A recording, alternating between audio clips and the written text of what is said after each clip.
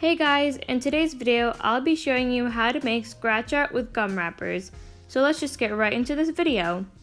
The things you'll need are a hard surface to work on and some gum wrappers.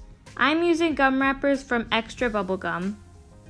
First, tear up the top part of the wrapper. Next, peel off the paper part from the aluminum part of the wrapper. Make sure you do this step slowly and carefully, because we don't want the aluminum part to rip off. Make sure to throw away the paper part of the wrapper. On the aluminum, there was a matte side and a shiny side. We want the shiny side facing up. Place the wrapper on the hard surface and push it down. Now, use the nail on your index finger to rub it into the hard surface. Do this step carefully and don't scratch off the aluminum. Follow these same steps and add more gum wrappers to your masterpiece. Now, use something pointy to scratch it off. This part is so satisfying and helps relieve stress. Alright, that is it for this video.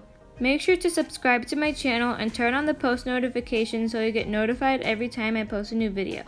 Also, hit that like button if you want to see more DIY videos from my channel. Stay home and stay safe. Thanks for watching. I'll see you again soon. Bye!